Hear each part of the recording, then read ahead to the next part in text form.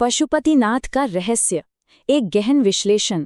तो आइए बिना किसी देरी के आज की इस चर्चा की शुरुआत करते हैं। आज हम एक ऐसे बिंदु की ओर चल रहे हैं जहां हमारी ये भौतिक दुनिया और ब्रह्मांड के सबसे बड़े, सबसे शाश्वत सत्य आपस में आकर मिलते हैं।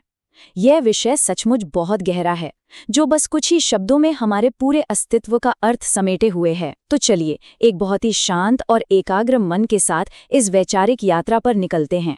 इस सफर की शुरुआत होती है एक बहुत ही पावन परिदृश्य से, नेपाल की पवित्र धरती पर।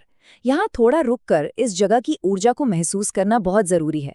हिमालय की गोद में बसी ये धरती सदियों से आध्यात्मिक खोज और गहरे ज्ञान का एक बहुत ही जागृत केंद्र रही है।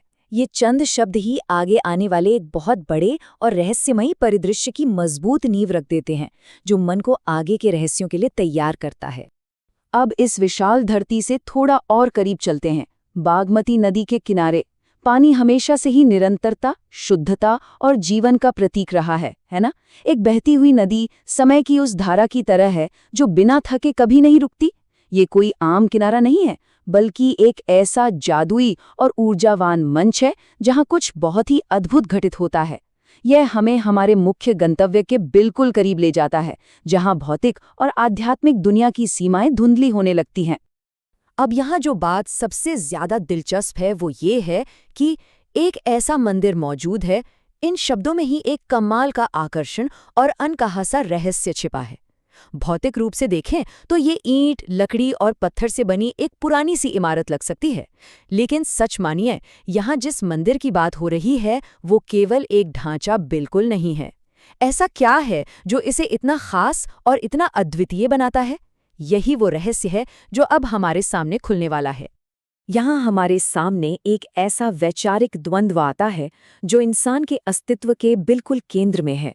एक तरफ जीवन है और दूसरी तरफ मृत्यु। ये दोनों ही मनुष्य की यात्रा के सबसे बड़े और सबसे अटल सत्य हैं। दुनिया भर में आमतौर पर इन्हें एक दूसरे का बिल्कुल उल्टा माना जाता है।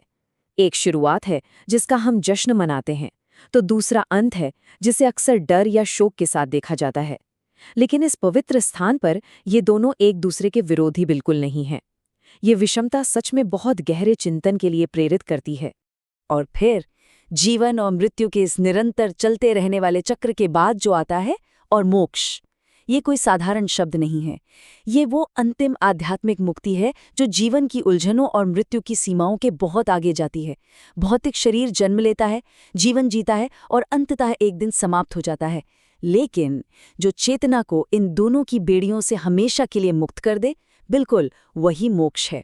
ये एक बेहद शांत लेकिन बहुत ही शक्तिशाली विचार है। तो सबसे अहम बात यह है कि इस विशिष्ट स्थान पर वास्तव में क्या होता है, जहां जीवन, मृत्यु और मोक्ष तीनों का रहस्य एक साथ दिखाई देता है। दुनिया में ऐसे कई स्थान हैं जहां या तो जीवन का जश्न मनाया जाता है या मृत्यु का शोक, लेकिन एक ही जगह पर एक ही समय में इन तीनों का एक पूर्ण चक्र के रूप में दिखना सचमुच असाधारण है। यहाँ जीवन का कोलाहल भी है, मृत्यु की असीम शांति भी, और मोक्ष की परम मुक्ति का भाव भी। यही त्रिवेणी पशुपतिनाथ के इस पूरे रहस्य को परिभाषित करती है। इस पूरी चर्चा के अंत में एक बहुत ही गहरा सवाल सामने आता है।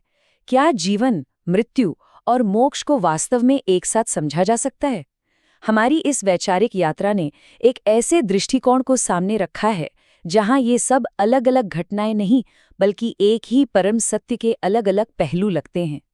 ये कोई ऐसा सवाल नहीं है जिसका जवाब तुरंत कुछ तर्कों से मिल जाए, बल्कि ये एक ऐसा विचार है जिसे पूरी शांति और मौन के साथ महसूस करने की जरूरत है। आत्मनिरीक्षण के लिए ये विचार एक अनंत स्थान छोड़ जाता है।